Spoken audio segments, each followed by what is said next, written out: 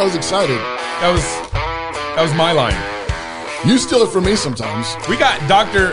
James White in the we studio. do. Oh, A my good goodness. doctor. Hey. We did have your daughter first. That's true. But that made us want to have you then, finally, eventually. She was your John the Baptist. she prepared the way. Yeah, Yeah. that's what it was. So, are we going to lock down again? Are we going to lock down again? No. Is that going to happen? No. Some of y'all might gonna lock down again. I'm not locking The down. IRS is fixing to bring it, though. Uh-oh. Pay attention to this. Pastor Toby, Chuck Knox, I'm the water boy, and do I need Dr. White? I mean, like, Dr. White. do I need to, like... Where's your sweater? He actually has one. Okay. Because he goes over to... It's right there. Okay, I'm just making Is sure. it a Coogee? No, it's a sweater vest. Whoa, wait. Sweater vest dialogues. You decided to come on the show in person. Yes, without a Coogee. You know why? Because you imported Arizona weather. It's pretty warm. It's pretty warm. We here. have air conditioning in the studio. Well, Doug kept telling me that where we do the sweater vest dialogues, he doesn't have air conditioning. No. That's true. That is true. He But doesn't we do those have air here. conditioning here. Yeah. You know, I see what it is. So if Doug was here, though, you would actually wear a Coogee. So No, because we not got on this Doug. trip. No, Okay. Coogee, All right, well, no, Coogee okay. is not a summer thing. I'm sorry. I just just don't want to ever see you in a Coogee. I do. I want to see I it in did. person. It's just sort of like- famous. It's like Hey, the only they thing are. I know about you. If you It's go like, to the oh, zoo- he's the guy that wears Coogee. I don't know. You don't know about So how many his books have I Muslim read? apologetics. Have I written? I'm like, you mean we're having the guy with the Coogies on the show? Exactly. I'm like, okay. Exactly. If you go to the zoo, you want to see the bears. Okay? You want to see the great. bears. I'm so excited. Bears don't wear Coogees. But you do, and you don't have one here. It's a letdown. man. I have an Apologia shirt. Oh, that's good. That is. Come on. That is. Am I supposed to do the plug You now? got Or? Protestant orange. You got Catholic It's green just, in there. no, What's that's- that's a very Irish. confused The logo. I'm not giving the heretics colors. Okay. What's Is that the new flag that we're going to promote? Is that what no. we're doing? Okay. We just wondered what we're doing now. Just so you Okay, know. what do we do now? We're gonna do politics of sex. Okay, here real all right, quick. go ahead. Dr. James White's not gonna be there, although we need to get you out. His daughter's I going to know, be there. my daughter's going But to be yeah, there. My representative again, will be she's got to there. go first, just so Right, everything's all right. We'll see if it's It's safe. got some place where I can park my RV. You guys missed it. James White rolls up to my house today. We're doing this live. Like this is going to go all over the world. I now, understand okay? that. He doesn't fly anymore, and so he drove his RV up from Arizona to Idaho, and he pulled up to my house, and apparently we unload his RV off. It's a fifth wheel off his truck, and apparently my house doesn't have the electricity he needs, so we had to find a different spot. Yeah. And it took us an hour. To hook back up again. It took him an hour to hook it back up again. He pulled forward 5 inches, pulled backwards 5 inches because the fifth wheel, you get the hitch. Are you done? It's got to like click into it. It's got to click into it. And Right. I'm sure this is really, really important it for wouldn't the click. world to know. So it was a very stressful morning. Go ahead, please. And tell us about it. I just stress ate taco time before the show. So you might want to watch his microphone. I'm just saying. There could be some bad stuff. So we're going to be in Lebanon, Tennessee, right outside of Nashville, September 9th through the 11th. With the Sheologians, With his the daughter. Sheologians. And Gary DeMar is going to be speaking with Chocolate Knox. We got David Bonson. We got Doug TenNaples. What's the SWAT talk we haven't announced? Did we announce them all? The Patriarchy guys. Yeah, we got them with John Branyan. Okay. The podcast guys. Yeah, we got them with George Grant. I don't know. Give me another one. I can't remember We got them all. Ben Merkel and Jeff Schaefer. Yeah. He's really excited about it. These are lit, man. I know. You guys don't even know Jeff Schaefer, Yeah. and you should. And you're going to love him. Yeah. A former ADF lawyer, ninja. I'm really excited to tell you guys about our new partnership with Dime Payments. I've been excited every time I've read this ad. I need to update. Dime Payments is a I'm still excited. Christian-owned processing payment business. Every business needs a payment processing system, so go to dimepayments.com/FLF and sign your business up. Working with them supports us at Cross Politic, and they won't cancel you. Yep. Like Stripe canceled President Trump. That's right. They won't cancel you like MailChimp canceled Babylon Bee. Check them out. At least have a phone call and tell them that Cross Politic sent you. Go to dimepayments.com/FLF. They are good people. So are we going to get back into lockdowns? Yeah, we are. I think we're going that way. Oh wait. Before we get into the lockdown stuff, Yes. Okay. And we have to get in those communities, and we have to knock on those doors, and we have to convince people and put them in a car and drive them and get that vaccine in their arm. That's all I wanted to hear because Cuomo is now getting in a car and leaving the governor's mansion in New York. We're going to go to the houses. That's it. We're going to put them in a car. He got in a car apparently, and now he's no longer governor of New this York is really anymore. interesting. I was thinking about this because this news is going everywhere. Have you been paying attention to this, Doc? It's hard while traveling, but I am now wondering who is the governor of New York. Lieutenant governor. But you should have. But is that an improvement? You should have Kate listened Hochul. to our news briefs this week, and this wouldn't have been. A I problem. do listen to your news briefs. Well, No, you not this don't. week. Yes, I do. Do you really? I do. Honestly, I do. Wow. Thank you. Honestly, I do. Wow. Did Summer really- start that I- first, and then you like? Oh, I so have listen no now? idea, but Who was first? I listened to. Blind dog face pony I- soldier. That is not true. That is not. Look who you're quoting. Yeah. There's your sources. All right. So you covered this in the news brief. Yeah. Cuomo's resignation. And he has a lieutenant governor. She replaced him. But what's funny about apparently lieutenant governor and Cuomo's relationship is pretty tenuous, kind of like ours here in Idaho. And so they weren't getting along the last 6 months or so, or a year, Yeah. or whatever. You But can keep it up. she's not much better. If she wanted minimum wage to be $15, she's pro abortion, all that jazz. So she's like a Republican, just a little less Republican, but she's not no, progressive. she'd probably be more of a moderate Democrat than Cuomo. I said Republican. Yeah. In New York. Yeah, exactly. right. New York, Seriously. So she's Definitions used to matter. Practically So- conservative in New York. Yeah, probably. Exactly. So you guys have been following this. Vaccine conversations are starting to go crazy. They are. Lockdowns are starting to pick up some sort of steam. Masking is all over the place now. And I wanted to remind people Okay. that lockdowns don't work. Right. Now, what's funny here is I have. I'm sorry, what'd you say for the people in the back? 'Cause I know- Lockdowns don't Okay, work. Okay, all right. we should go back and drum up my old episode where we did the lockdown don't Tell work. people the truth. Exactly. You can't handle the truth. I like you got the full stinger there. But the funny thing about this graph, so for those who are just listening via audibly, I have a graph here Which of is how Australia. people generally listen. Yeah, It's audibly. Yep, audibly. Yeah. So I have a graph here of Australia, and they're a 7-day cycle of COVID statistics, Okay. starting back to January 2020. Okay. Okay. And so you see, back in about March is So this when is some science. This is some science right here. this comes from the CDC. Okay. This is- Daily yeah. new cases from the CDC. I went and confirmed that No, this World, graph. World Health Organization. It couldn't be CDC if this is Australia. The CDC is based on. That's right. WHO. World WHO. Yeah, WHO. but and then I went actually to WHO's website and confirmed that this was. And so what someone did was they put dates on where Australia locked down. Okay. So March 20, they started getting COVID cases in like the beginning of March, and they locked down March 23rd, and then they kind of had a little spike there, so they kind of think, oh, lockdowns work. Yeah. Right. And then around June 20th, they started having cases increase again. So they locked down again. June 30th. Wait, and hold on one cases second. just spiked So in July. Here's a question I Like, have. way high. Yep. When did the lockdowns come off? After March 23rd to 25th, when did they stop with the lockdowns? I don't know. That's a good question. But look at him. It just keeps going. Yeah, I mean, yeah, even so, it doesn't matter. You could kind of sort of like it's totally whacked, but look, they have no lock. They can sort of do a lockdown, a couple lockdowns, huge spikes. So they just start locking down all the time. Yep.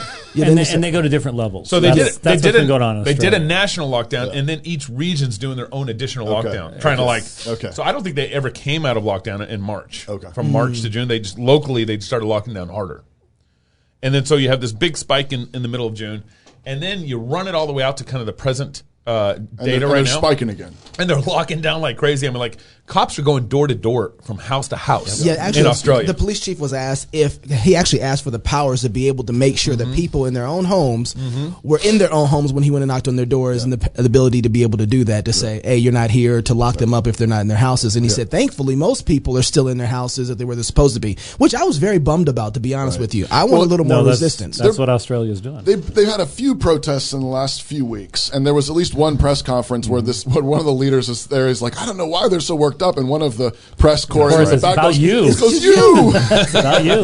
Yeah. And so that's going on in Australia. We got a number of Australian listeners, Aussies. We call them Aussies. They're Aussie, great. Fight Laugh They're Feast great Aussies. people. It was one of the last places Yeah. I traveled was Melbourne. Yeah. In 2019, ran a 10K next to the ocean down there. It was beautiful, wonderful people.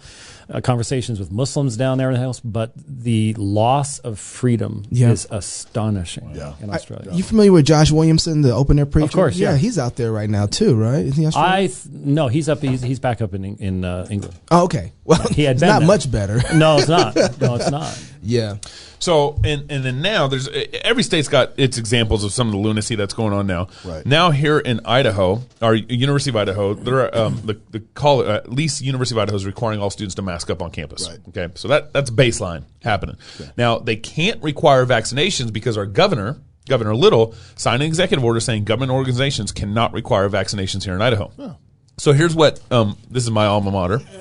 Here's what they're doing. They are basically giving students a $50 gift card or something like equivalent, like cookies on campus or food on campus, whatever it is. $50 gift card and cookies for them to either prove and show they've been vaccinated or get vaccinated on campus. Oh. And then they get to opt into this drawing of $5,000. So all the students have been vaccinated. They could potentially get it. Two 5,000 awards, and then 10,000 awards. $1,000 awards. Yeah. Yeah. Bunch of cookies. Yeah. Right. Tons of cookies. Is that really worth the risk that you may never have children? Have you tasted those cookies though? No, I have not. You know what you can do with $1,000? Oh, exactly. But here's the thing. You all responded way too fast. Kids, that's funny.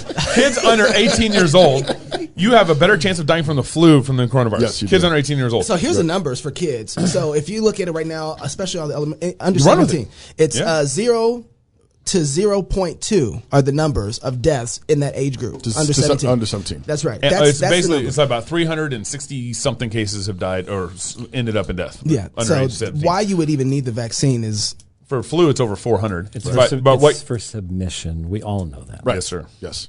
But what you're comparing to is the flu season. The data goes between 2019 and 2020. That's the last good data we have because of the coronavirus. Apparently, there was no flu last year. Right. What they're talking about, the numbers we have, 360 something deaths from the coronavirus of ages 18 and under. That is since January 2020. So it's actually counting a year and a half. They're still doing a cumulative They're still count. doing a cumulative count. Trying to get that on number all as high this. as they can. And so it's a joke Oh, man. of what's going on here. what are you gonna say, Doc? Most people don't know. I was department fellow in anatomy and physiology in college. I was a double major, Bible and biology. Wow. In fact, Well, praise him in then. fact, actually, if you've read one of my early books presenting Reformed theology, I talked about this fact because I was talking about the deadness of man. I illustrated our cadavers. We actually had real cadavers that we dissected, and we'd have high school students come in, and I would remember Quincy. Do any of you are old enough? None of you are old enough to remember Quincy. Quincy who?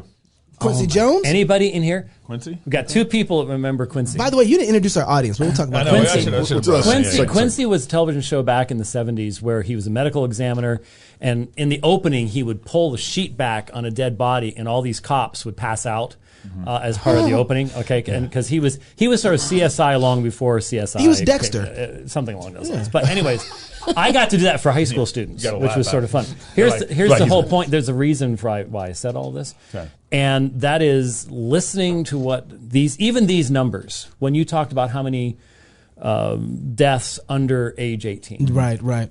Anybody who knows anything about mortality knows that serious medical science asks multiple questions as to what the sources of death were. Right. With or from. So comorbidities and everything else, we are still confusing dying with COVID, with dying of COVID. And the reality is, if people just knew death numbers, if they knew heart attacks, if they knew cancers, if How they many knew people die all the tuberculosis, time? exactly, they would recognize that the numbers being thrown at them are minuscule, but they don't know those things. Right. And the media does not want them to know those things Right. because it's all a matter of control. That's all it is. Right. Well, more helpful would be excess deaths. Right. Less deaths in addition to what you would have expected, Right. given statistical That's what normalities. Danae Rancourt came That's on the show right. talking Yeah, about when we in the talked to beginning him, that of was this. his big thing. Yeah, was it he was was all-cause mortality death, right, right? and he argued that the excess deaths, that there were a few small spikes in excess deaths, Yep. and he said that directly correlated probably to the lockdowns themselves. and the nursing homes where they Yeah, put yeah, people like Exactly. For Governor Cuomo. people who are not getting treatment, people who are not getting the hospital care they needed, and all the nursing homes. He thought that's where it was. You've got to coming from. remember, I had a friend tell me in 2017, and I thought he was a little bit when he told me. But in 2017, he told, well, you should know. You can interpret that. You have those gifts. At least Is it because he's black? Yeah. Is it like Knox has those like charismatic gifts because he's black? I'm not going to answer that question. So I had a friend in 2017 telling me that a medical emergency and public safety would be the greatest mechanism ever used to remove our freedoms from us and fundamentally change our society. Wow. That was 2017. Wow. Well, he wasn't wrong about that, but we didn't have to see that from 2017. We saw the same thing happen in the civil rights movement and with the black codes, all the other things that happened from Jim Crow laws. All those were health issues that were put in place to keep us segregated. And that same stuff is coming back even right now. Except now the technology exists to communicate that to everybody, no matter where they are and what their education is or anything else. Yeah. And now they can put pictures, the molecule up on the screen, and we all see the coronavirus, and it looks like it's going to eat your face off and stuff like that. And the level of panic that has been created in our society, and panicked people are very easily controlled people. Yes, they are. That's right. Yes. Fearful people. I want to ask you real quick, what do you this is going to get us in trouble. I think we're done with the news section. So what's your take on the Great Reset? Because everybody's talking about it. It's out there. How is, with everything that's going on, because you just became...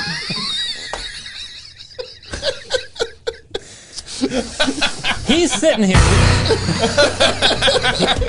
The poor man's sitting there in a suit trying to ask a serious question, and obviously you've never watched this show. Oh, yes, I have. When we come back, this is how our business meetings go too. Just so you know, I want to know what Dr. White's take is on the Great Reset, and you have to wait for that. So you might want to download the app because you might have something to do, which would be stupid. More Cross Politics coming up next. Cancel culture is real. Cross Politic is on the front lines of this battle with the goal of creating a Christian television network and platform where we can't be canceled and where content creators will have the freedom to glorify God. Our goal is to create a space for like-minded businesses to thrive on this platform and to reach an audience that will not only buy your products and services, but also support your business when the heat of cancel culture comes your way. We want our platform to help you create an anti-fragile business as we bring together Christians from all over the world to tune in. With millions of downloads a year, access to DirecTV, Xfinity, and social media outlets, we are excited to partner with you. So, if you own a business and believe in this vision, then you need to call me. I'm Garrison Hardy, and I am the Business Development Rep at Cross Politic and the Fight Laugh Feast Network. We are looking for businesses, large or small, that not only have great products and services, but also understand that the cultural battle that is impacting the business climate here and now. I have a background in marketing, and I'd love to help you advertise your business on Cross Politic. Give me a call at 208-792-1290 or email me at garrison@fightlaughfeast.com. So in 2016, we found out that our youngest son, Asher, had cancer. And I will just never forget crying in the lobby of the hospital on the phone with the Samaritan Ministries person on the other end who was, who ended the call saying, let's just pray about this. When it does hit you and you really wonder what's going to happen, it worked. It continues to be affordable, it works, and it pays the bills. We've changed the order of what we're going to be doing here in the show notes. We don't pay attention to those. You know that. What order? You chastised me this last week. We got to do a better job welcome back to Cross Politic. We're doing a show. To show notes. That's the Water Boy. That's Chocolate Knox. I'm Pastor Toby. We have Dr. James White. James White in the studio.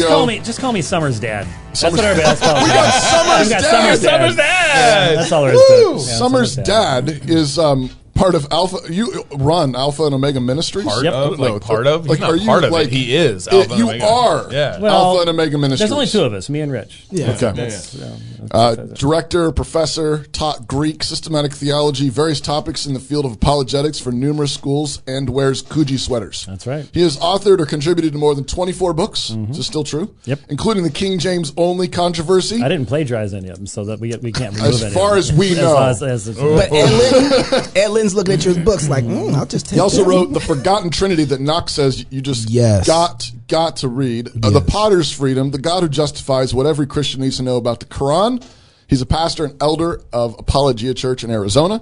He has been married to Kelly for more than 39 years, and he is the father of Summer and another child. Josh. Okay. He didn't know his name. But he hasn't sat here, so I know. that's so we're just like, mostly Summer. And four wonderful grandchildren. And, yes. That will be baptized one day. Actually, I've baptized two of them upon profession of faith. I knew it. In the apostolic way. Kids if you have children. I knew it. I just believe already for you. Because you do. I just believe already. They need works. Gotta get works, get baptized. So let's not do that. I'm just saying. That profession of faith, that's real work. Yeah, that So, what were you doing 35 years ago? Oh, good grief. 35 years ago? Yeah, 30, 35. Well, we had started Alpha and Omega Ministries. Maybe 40. Yeah. So we were focused upon Mormonism at first. It was two Mormon missionaries who really were the ones that got me involved in doing apologetics. I met these two guys, and we spoke for 3 hours, and I realized as a preacher's kid how much I didn't know and wasn't able to communicate to them. I sensed immediately the communication bridge. That there was a chasm between us. And I just started studying Mormonism. I read everything that the Christians had written about it, and then no one told me to do this, but I am so thankful. I said, you know what? I see them citing the same books all the time. And so I went to my first LDS bookstore.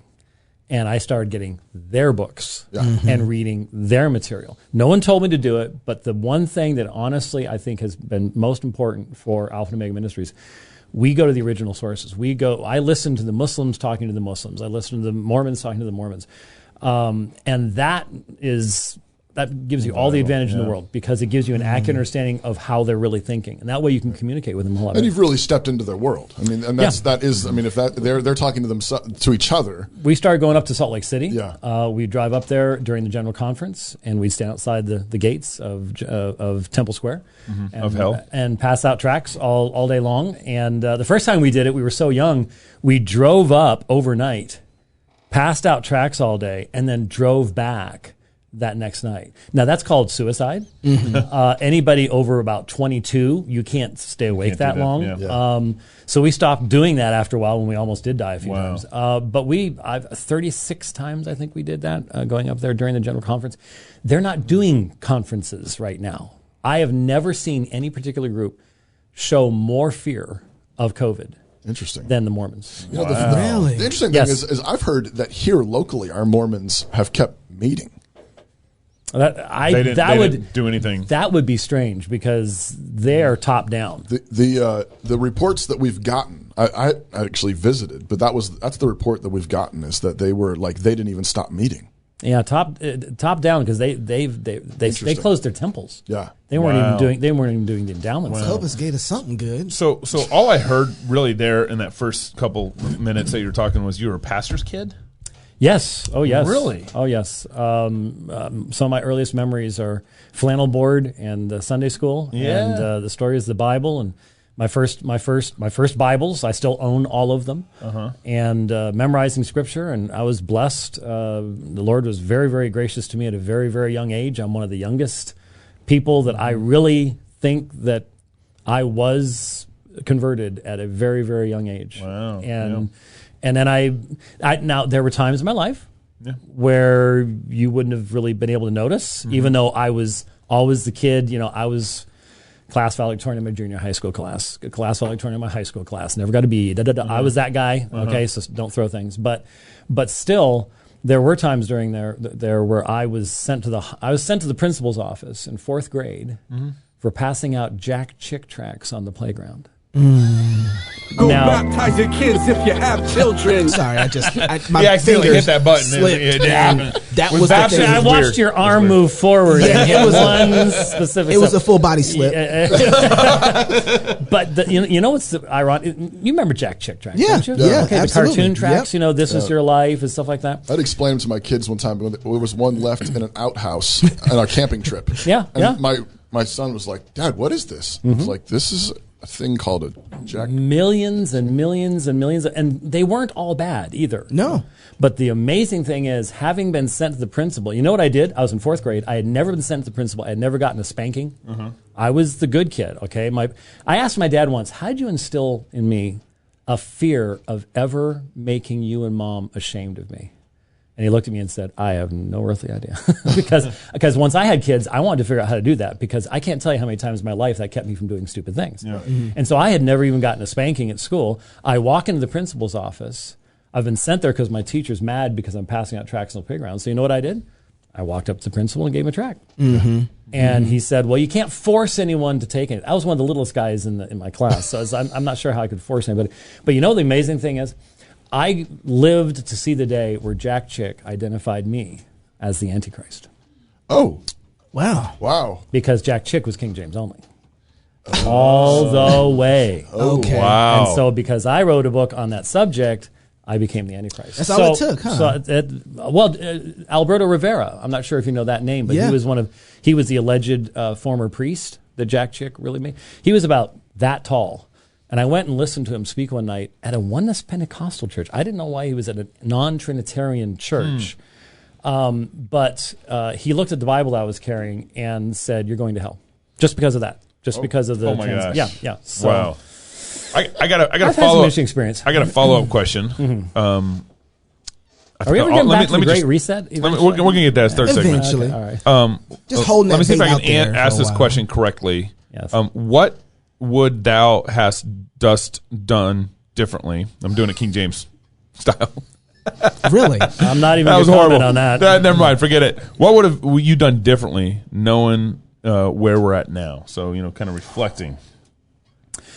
I would have. Well, there's a lot of things I look back, and I'm again very thankful for Christian upbringing, but I was not challenged to think about such issues as Christian worldview like we are today. Mm-hmm. I would have had more kids. Mm-hmm. Would have baptized upon the profession of faith, like the apostles. I would have, yes, and I would have. I did. And it wasn't because I saw what was coming, but Summer will tell you some of her earliest memories are sitting in the back of the car while I'm driving, and they had these little whiteboards. And we're doing Christian worldview lessons while driving around Phoenix on little whiteboards. And it's interesting because one day we're driving home from church, and from the back seat, Summer's voice comes across and says, "I want to go to Cortez." And Cortez is the local public high school. We had them in Christian school. And we said, "Well, why?" And she said, "I like my unbelievers straight up." That sounds like your granddaughter. And we're like kind of like my scotch. I just like it. And we're like, no ice. What do you mean? He says, "I only know 2 Christians at my Christian school." Wow. And she had heard all the stories that I had gone through fighting for my faith in a public school, right? And fighting against the creation evolution issue and the whole 9 yards. And she's like, I'd rather have my unbelievers straight up. And so she ended up graduating from Cortez. And I'm not going to take our time to go through. You'll have to ask her, but she had some really formative experiences, really apologetically dealing with Christian worldview issues there in the public high school. I don't think you could do that anymore, obviously, but she was probably right at the very end of where you could actually do that and still had the freedom to do some of the things she was allowed to do at that particular point in time. So in the circles that I grew up in, when I was a young person, I never even heard of homeschooling, did not even know it was a possibility. Seriously. Wow. We knew there were Christian schools, but those were just for the people who had a lot of money and stuff like that. So I would now, obviously, everything would have to be different because of the situation that we're in. But I would be much more conscious of worldview issues. And I just look back and I just recognize that most people my age, we were not at war with the world. We were comfortable. Yep. We thought we had inalienable freedoms that would never be taken away from us. We took them for granted. As such, when, for example, the homosexual movement hit, people from my background, you didn't talk about stuff like that. Yep. And that meant people who had been in church most of their lives had no meaningful, positive sexual ethic at all. You're doing a whole thing on the politics of sex. Yeah. And it's still hard. And it's still hard to get Christians to understand the importance of it. But the background we had, you'd just be embarrassed. You wouldn't. It's like, you don't talk about stuff like that. Yeah. And so we had never even thought these things through. I graduated from my first seminary with a master's degree. I could not have told you the 6 primary texts on the subject of homosexuality in the Bible. And I'm not sure most Christians feel comfortable right now answering that question. That's really interesting because, by the time, so I found you because I was in the middle, in my community at the time, I was over in North Minneapolis. Islam had been infiltrating inside of the black community to, Nation of Islam particularly was the kind of the gateway drug. And then you got in from there on out, which was kind of weird because they're kind of a cult. They're a cult even from the Muslim perspective. Yeah. Right. So, but they had a common enemy in the community, which was Christianity, right? That they tried to team up with. But so there wasn't a whole lot of apologetics in my brand of Christianity around me that was dealing with Islam or any subject for that matter. So you were able to cross over from kind of that Reformed Baptist culture into the charismatic culture. And so I found you because I was looking for how do you deal with Islam and all these, how do you answer the questions? And so between you and Matt Slick, that was my introduction into apologetics. And when I got into apologetics, I found a whole world that told me how to use the Bible as a weapon, right? And I was like, oh, and for 20 years, I just started saturating myself with that type of content. But now when I look at that and I look past the last 20 years, our apologetics have absolutely been weak while we've been calling it worldview stuff. Where do we drop the ball with apologetics not actually getting to worldview stuff? Well, because that requires you to be making changes in how you live your life and how you worship in your church and how the word is being handled in your church. And that's uncomfortable for people. As long as you can keep the apologetics out there. That's but good. You see, I learned a long time ago, apologetics has to start in the home, in the church. I think, my fellow elders, Jeff and Luke and Zach. And we obviously try to inculcate the methodologies of proper handling of the Word of God by how we preach and how we teach in the church. And that then lays the foundation for you to go out and make those applications. And you can see that the Mormon is misusing this text of Scripture because you've seen how to do it properly in the context of the Christian faith and in the worship of the church and things like that. So, see, apologetics, I think the Muslims have one thing that's right. Do you know what dawah is? Dawah is the Arabic term they use for calling to Islam, so what we would call evangelism, but also defending Islam against attacks. So from their perspective, evangelism and apologetics are the same thing. And in essence, they're right because there has to be that element of it. And since they're normally, outside of the Muslim world, in the minority, they really see how that's important, that you have to have that two-pronged attack. And the church, when I was young, they didn't see any need for any of that. I remember we started doing classes on how to reach Mormons. The people in our Southern Baptist church are looking at us like, well, those folks are just fine. Don't worry about them. They just could not see the idea of why you would want to reach out to someone like that. I want to go back to what you said at the very first as you answered Knox's question, that the requirement for it to really be effective is for you to change. Like it's not only has to have to be taught and preached in your home, in the church, but then also lived.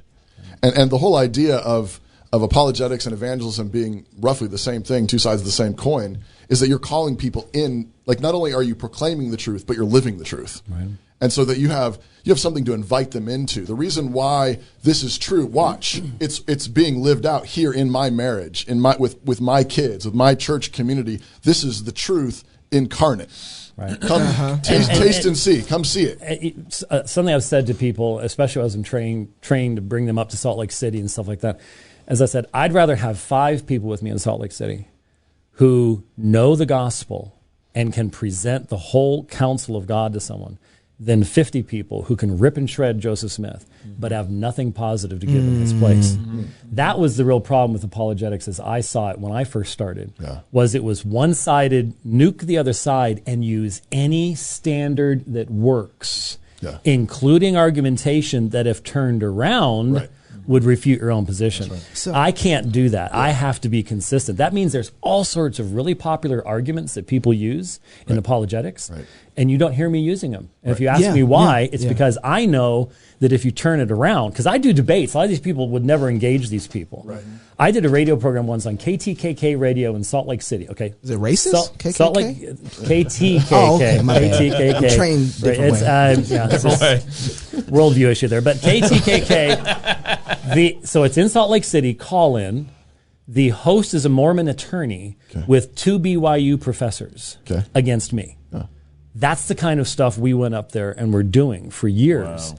And if if you are using double standards in your argumentation, they will hand you your head on a platter. Yeah.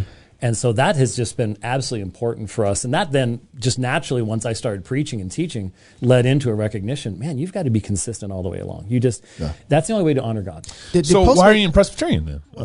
You be consistent like all the way. There's a few debates on that subject. We'll let you. Are you done? So honestly, though, what the question is, so that post-millennialism just kind of came right alongside that naturally as you're working that world. It came along. Well, Doug and I are going to be talking about this. I think on a Sweater Vest Dialogue, we're going to be recording later. We got it a few first. hours. All right, get it first. Obviously, you know that Jeff and Luke and Zach are posties, and so when I come along, I'm hearing this. I'm hearing Jeff preaching out of Matthew 24 and dealing with all sorts of issues like this. But I'll tell you what pushed me over the edge, other than, I'll be very, very honest, certain films featuring certain people who live up here and things like that were extremely helpful. Fundamentally, here's when people say, why? Why did you make that move? Why are you committed to this? I came to the conclusion that you need to start at the high level order of theological truth and move downward, allowing those high first order things to define what comes to the next level, the next level, the next level, and the next level. Unfortunately, most eschatology is done from down here, looking at what's happening in the newspaper, current events, whatever it might be, and trying to put something to build up this direction. Yeah. Fundamentally, I recognize that as a Reformed person, I believe that God can accomplish whatever God chooses to accomplish. When you think about the prophecies of the coming of the Messiah, 700 years before Christ, you've got Isaiah chapter 7, Isaiah chapter 9. God is in control. He can do what he wants in history, and he will accomplish what he says he's going to do in history. And so I started looking at the texts that talk about the relationship between the Father and the Son and their intentions in creation itself. And I see these conversations in Psalm 2 and Psalm 110. Yep. And I look at 1 Corinthians 15 and the last enemy. Christ must reign until every enemy is put under his feet. And I start seeing that these are threads and themes that are pan-canonical. Right. They're from beginning to end. And everything else descends down from them, rather than trying to build up arguments to a point. Yeah. These are the high-level things, and you let them function as the framework that then orders everything down below it. So that, for me, was just, I went through Isaiah 40, I went through Psalm 2, I went through the 110th Psalm. If you saw the sermon that I preached on announcing my orientation. Coming out party? Coming out party. Coming out of the closet. And that's basically what I was saying. I wasn't claiming to have an answer to every question that can be asked about details down at the bottom part. But what I was saying is, this seems to be really central to what the Father and the Son are doing, and I don't see people using that to create their eschatology for some reason. Right. Jesus is King, and everything flows down from there. When we come back, so about the Great Reset, because I know. I thought the Great Reset was Jesus ruling until all of his enemies are put beneath his feet. That'll be a reset. Don't blow it yet. What are you doing? Sorry. More Cross Politics with Dr. James White when we come back. You spoiled the whole ending of the show. I know. Ruined it. Hi, I'm Robert Borton, CEO of Classical Conversations. Our most precious commodity is time. No one has ever lied on their deathbed wishing they had spent more time making money. They all wish they had spent more time creating a legacy. Our modern education system steals that legacy, steals that time from our children.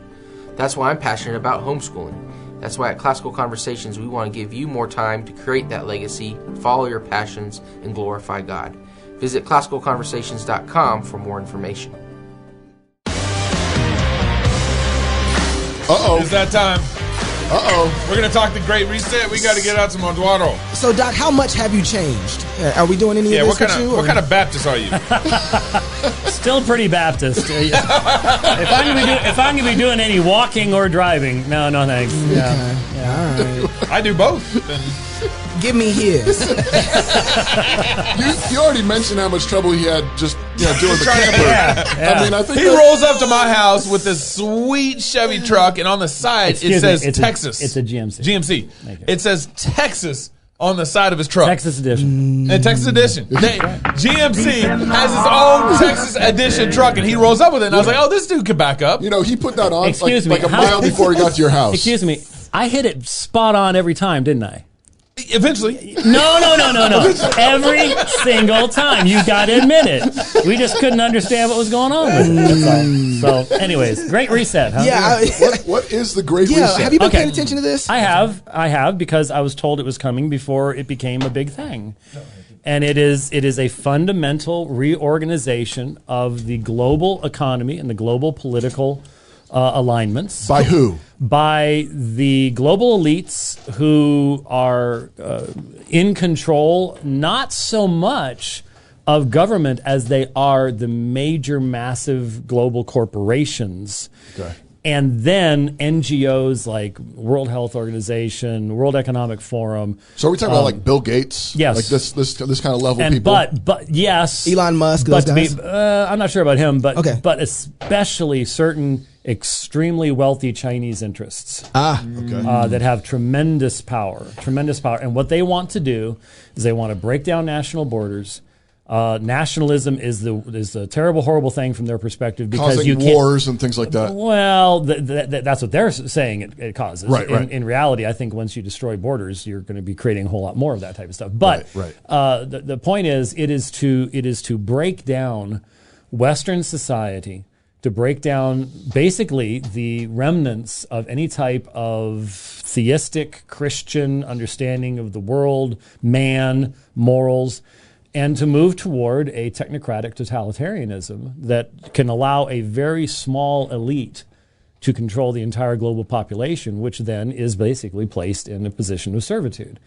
And when you see what's going on... Hey, could you hand me that foil back there? Yeah, that's exactly right.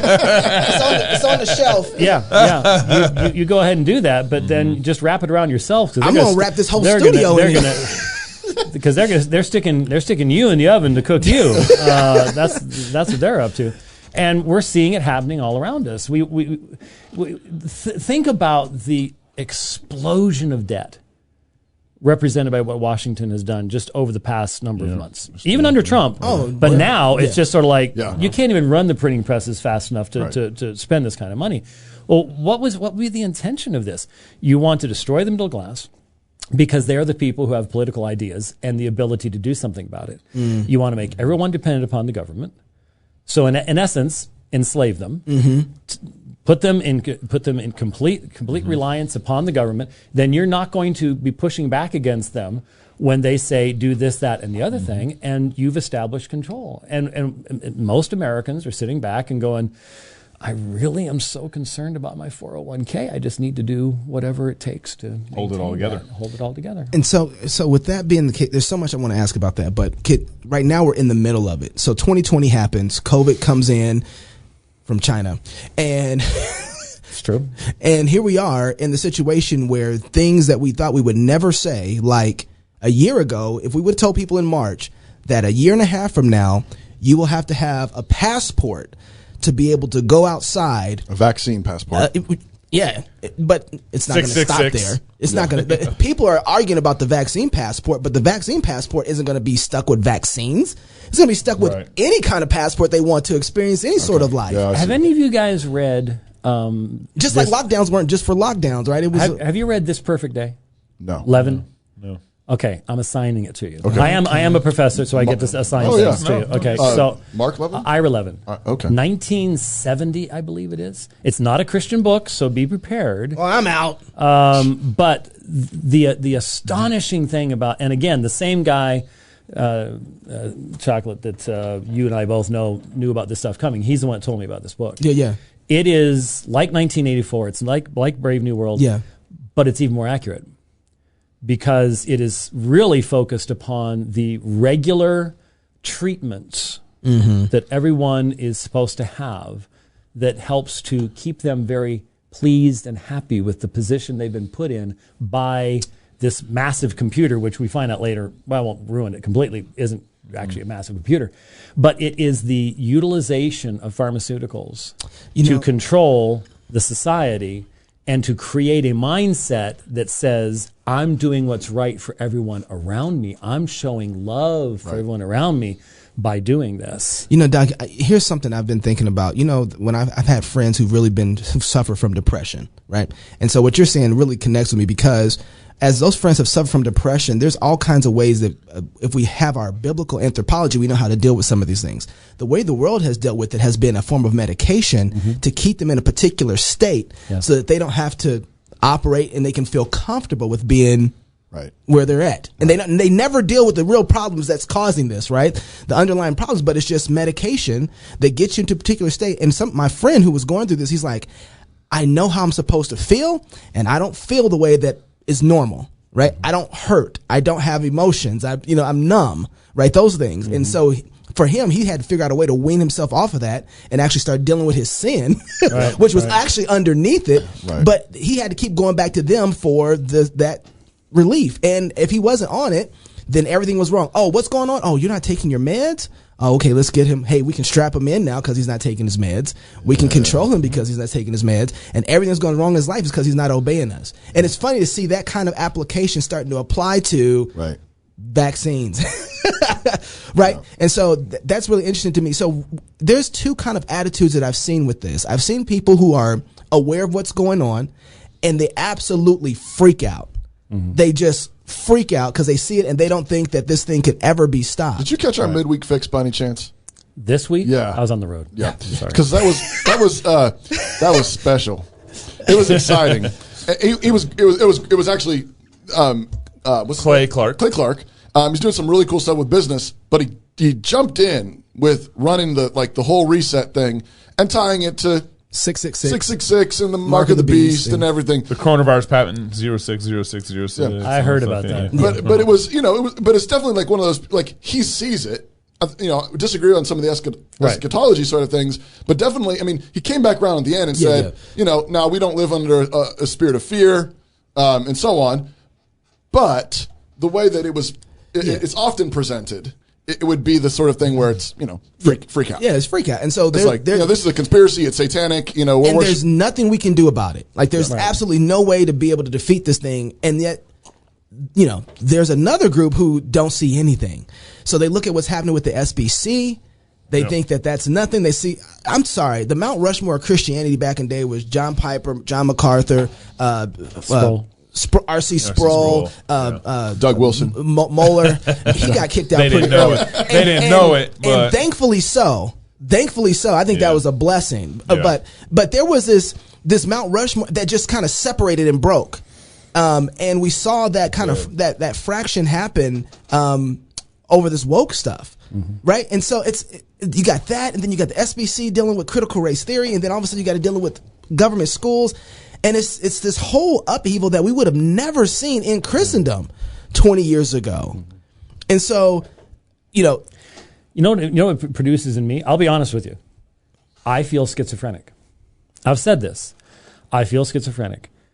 I wake up in the morning and I want to continue living the life that I've lived most of my life. So I want to get on my bike. I want to go do a 50-mile bike ride, and I want to listen to the stuff I like to listen to while I'm on my rides, which does include you guys. I'm so sorry. I listened to you. I remember very clearly when you had the Presbyterian guy on that eventually came out as a homosexual. Greg Johnson. Okay. The first time you had him on. Yep. I remember I was riding across Happy Valley Road in the complete darkness of about 3:30 in the morning, listening to you firing shots at him, wondering when he was going to hang up on you. So that scares me. Okay, so be careful. I am listening. It's going to change everything about this show. I want to still live that life. Yeah. Right. And there aren't any cops breaking down my door yet. So just that's that part of my life. But then I start reading the news and I start seeing what's going on with the regime. By the way, I do not refer to the Biden administration. From the beginning, I've said the Biden regime. An administration administers pre-existing law. These people don't care about pre-existing law, so I call them a regime. I just think we all should start doing that because the other's too respectful. We call him Resident Biden. Well, I do realize that you call him Resident Biden. But, do we? But the point is, I also see what's happening, and I see the conflict between the two. Yeah. The one's not going to be able to continue if the other comes into full control. That's right. And which world am I supposed to live in? I'm admitting right now that's a challenge I have not yet fully come to understand exactly how to do. How does your post-millennialism, with what you understand, influence that particular decision? Here's the thing. One thing that I do want to learn from you guys this weekend. I'm Scottish, and so Scottish people think the world's going to end all the time. You don't drink? You know. What kind of Scot are you? Well, but a whole lot more of one than you are. Wait a second. I don't know. Adoption is a big thing. I don't think I've ever seen you in a kilt and don't want to. So, but the point is, I do believe, obviously, that if it is Christ's intention to bring this nation to its knees and to confession of his lordship, that he can do that at any time he wants to. And I want to be used to do that. Amen. Yeah. I get it. I want that for my grandchildren. Yes. But I also am a church history professor. Yeah. First class I taught was church history. And if I say 1347 to 1351, what do you think of? Black Plague?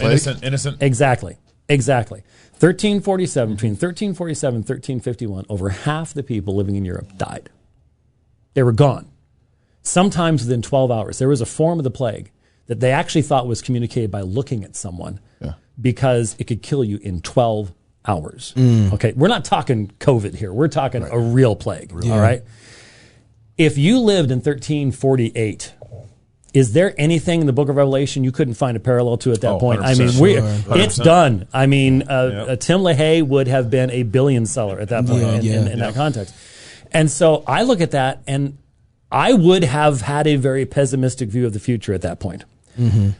But Spurgeon hadn't been born yet, and Luther hadn't been born, and Calvin hadn't yet been born. And think of all the wonderful things that have happened in the church since those deep, deep, deep, deep dark days. Mm-hmm. And so I look at the situation we're in, and let me throw it out to you guys who've been in this view longer than I have. What if it's God's will? What is the greatest enemy, in your opinion, that has stood up against the claims of Christ since the resurrection? Would it not be secular humanism? I mean, even the Romans at least were theists. They at least had some type of religious concept. We are literally talking about people who think we are ugly bags of mostly water, that we are wet robots. And there is no God, there is no day of judgment, there is no resurrection, there is no meaning to human life whatsoever. Can you have a greater denial of what Christ taught than what you have in secular humanism? I don't know that you can. Would you put Gnosticism inside of that secular humanism? No. Gnosticism was extremely religious in its orientation. Yeah. It had a whacked out view of mysticism, but no. It'll null you to sleep. But it depends on which Gnosticism you're talking about. They still believe that it's transcendent. Exactly. But so here's the point. What if that's the greatest enemy, and it's going to take the utter destruction of Western society to become the watchword that says, because what does Doug say? We're in the early church. Mm-hmm. Mm-hmm. What if we look back upon, well, how long did the Soviet Union last? 70 years. What if it's 140 years? Mm-hmm. What if it's 210 years? Think of the technology they have now. What could the Soviets have done with drones and satellites? A little scary, isn't it? Oh, man. But what if Christ crushes this in such a way that it becomes the greatest historical demonstration of his ability to put every enemy under his feet? Now, it's not going to be enjoyable while it happens. You got it. It is not going to be enjoyable while it happens, but what if that's the case? Yeah.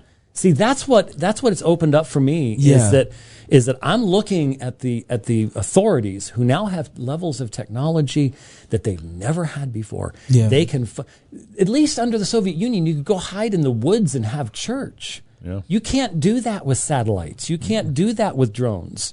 They can follow you everywhere. I don't have the answers as to how we're going to do church if the worst case scenario happens. But I am confident of this, that it cannot stand, first of all. The technology could prop it up for a long time, but it cannot stand. And when it falls, great is going to be its fall. And my focus is, how do I preach the truth through that mess to the generations that need to hear it? How do I say it? That's what I'm focusing on. I think for me, go ahead, Doug. just like the starting point in this conversation. I'm slick with it. The starting point for me in this conversation is the greatest enemy is me first. See, why are you taking my answers? The greatest. Go ahead. The greatest enemy is my heart.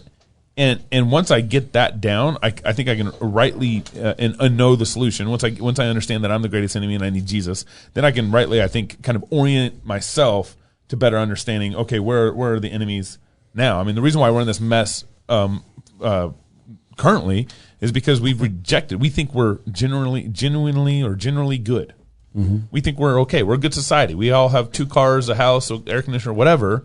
And kind of to your apathy point earlier, is we've grown up in this world where we love our stuff. We love our stuff. We got. I mean, my kids are going to grow up with the internet.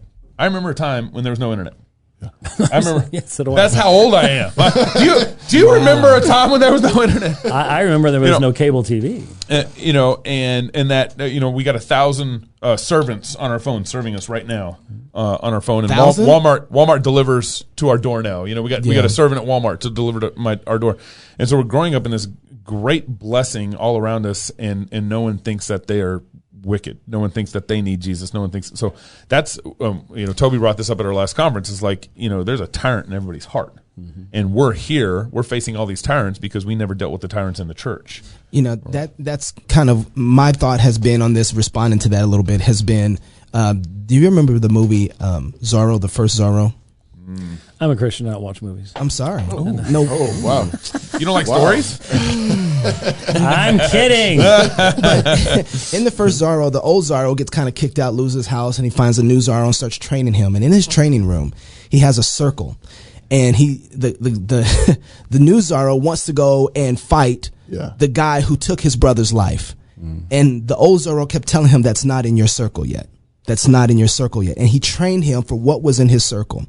And the things that I have, and this goes back to responsibility and duty as an individual, until God puts things that are in my circle to operate and do, that while I see the danger of that, my training ground, my fight, the things that God has given me, the duties right here are the things that I need to master. And that has been what we have let go. So as it relates to my wife, do I love her in such a way that the beauty of that is sensed in my community? Have I taken my kids and making sure that they love the God that I love? Do I love God's law?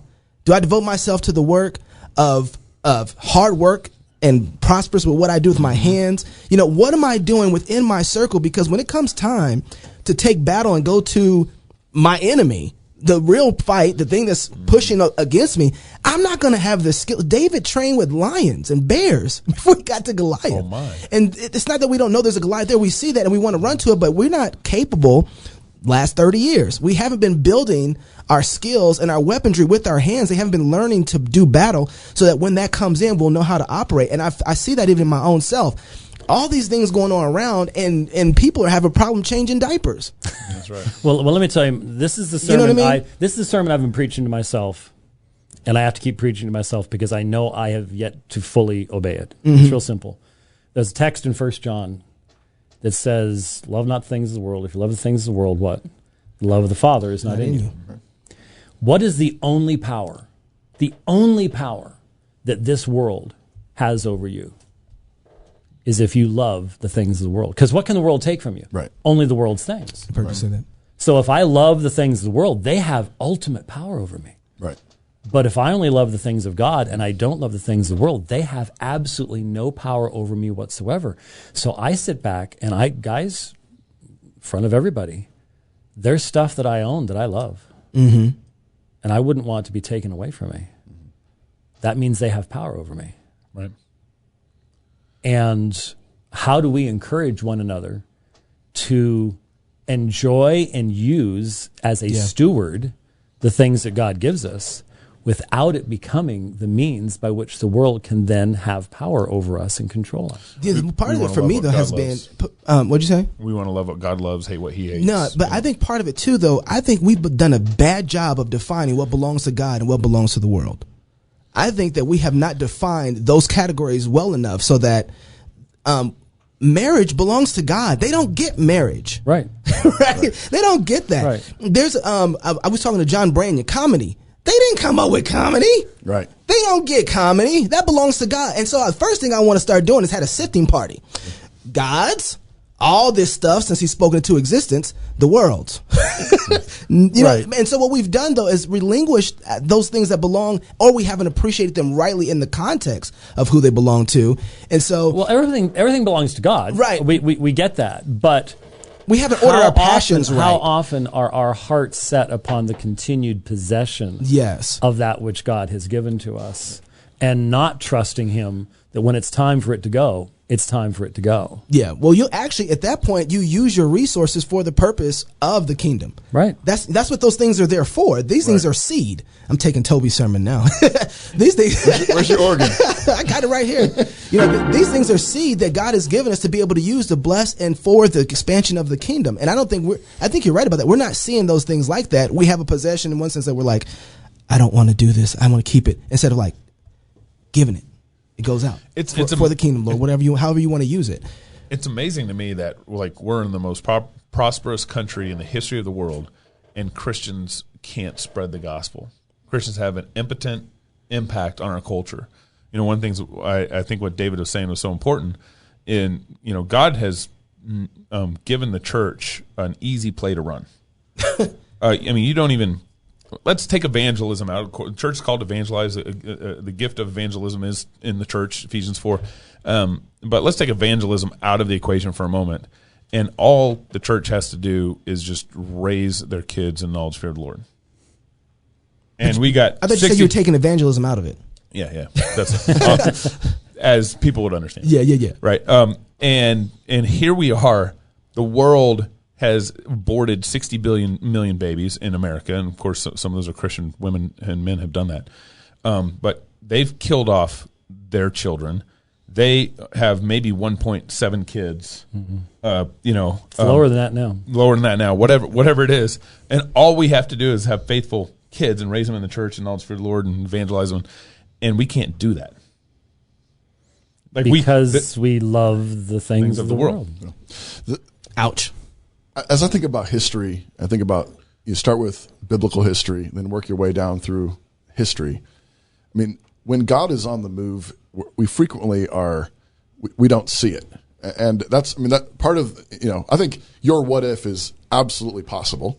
Maybe this is a couple hundred years of darkness, and we're a bunch of seed that goes into the ground, and then it bursts up. That's totally possible. That's totally possible. At the same time, I think at the point, all through, you go back to the Black Plague, whatever, you go back to right before the Reformation, go back to the persecution of the Christians in the early church, and at every point at which you thought, this is it. It couldn't get worse. It's dark, it's black, it's bleak, we're on the run, and God has something else up his sleeve. In 300 years, you have the proclamation of Christianity in the Roman Empire. A bunch of Christians lost their lives for that.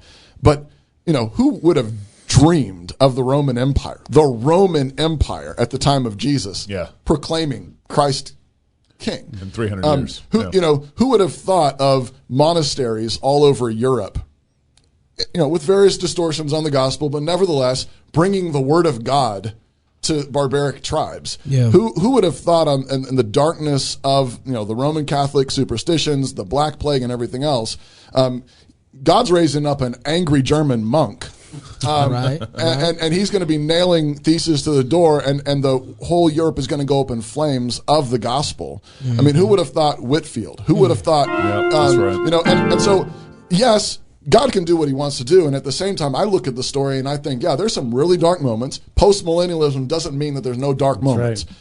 But we serve the God of resurrection, and he loves to do that play. And so, yeah, it's getting dark, and so a whole bunch of Christians should be sitting on the edge of their seats. I know this story. Thinking, it may not be right now, it may not be this minute, it may not be in 5 years, I don't know, but I know this play. And we're coming, I mean, it's the play, it's the theme of the whole story, is death and resurrection. But which of the eschatologies will continue to give hope if it is 70 years or if it is 100 years?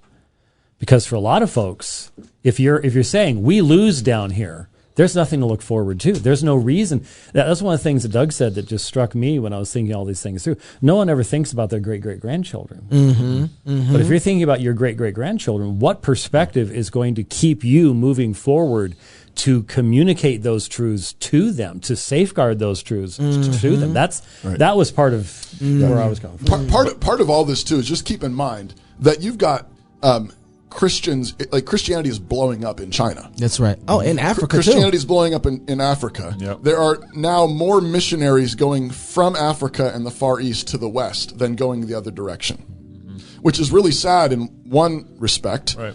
And on the other hand, glorious. Yeah. And it's not perfect. There's strains of it that are, whacked and funky, but nevertheless, that's never been before Christianity. But God loves to tell the story this way because fundamentally what he's doing is he's telling the story in such a way that every knee bows and every tongue confesses that he is Lord, that he did it, not because we got our act together, not because we figured out the perfect apologetic move or the perfect ministry or the perfect church or the perfect family. It was he's bringing honor to himself, to his own name, and he's going to do it that way, and that's what he's doing. The Postmil question is really answering, is Jesus king? Yeah, that's what it is. Yeah. Is Jesus king or is he not? Is he king over heaven and earth? Right. Because a lot of people say, of course he's king, but then limit where that authority, the extent of that authority and how it's expressed. Dr. White, I just got to tell you, I appreciate you being here, man. It's a blessing to have you. Great. Yeah, thanks for joining us. There was a kid in Minneapolis in his room finding a... Where I was born, Minneapolis? Yeah. I knew I liked you for a reason. North Memorial Hospital. He's got a truck from Texas. I found your stuff. I heard about this. And on a website, ailmen.org, and I surfed it forever, learned about Islam, and now I'm sitting here talking to you. It's an amazing story. Great to be here. Great to meet you. Thank you so much. Yeah. If you're single, get married. If you're married, have kids. And if you have kids, go baptize them. Until next week, love God with all your heart. So don't laugh at me. Love your neighbor as yourself. Go fight, laugh, and feast. This is Cross Politic. We did not design a cookie-cutter curriculum meant to chop students into appropriately shaped submissives or snowflakes for the secular zeitgeist. We designed our curriculum the way we did because we want our graduates to be equipped to stand courageously against that destructive zeitgeist and to honor their maker and how they, body, mind, and soul, battle to save their communities and the entire Western world from our current diseased insanity. New St. Andrews College is not in the business of rubber stamping graduates for this particular job market or that particular career. We aren't happy unless our graduates are equipped to tackle any constructive cultural task anywhere, from courtrooms to hospitals to job sites to movie sets to the highest risk job and the most important setting of all, the raising and training of the next generation of immortal souls around dining room tables and in pews. The world may have gone mad, but it's not the first time. It has been saved before and by particular people, many of whom shared a very particular type of education. Augustine, Calvin, Jefferson, Churchill, and many lesser-known heroes in times of madness all had one type of education, one type of training in common. And it's the same kind of rigorous education we currently pursue surrounded by the rolling wheat fields of Idaho. By God's grace, our civilization will be saved, or rebuilt, from the smoking ruins. The men and women capable of such a task, capable of fearless joy and fiery laughter, all while undertaking such hard cultural labor, those are the kind of graduates we want, the kind we expect. They are why we exist, and why we teach what we teach. So you might call it a major in world building, or culture shaping, or a major in saving civilization. We call it classical Christian liberal arts. New St. Andrews College. Saving civilization since 1994.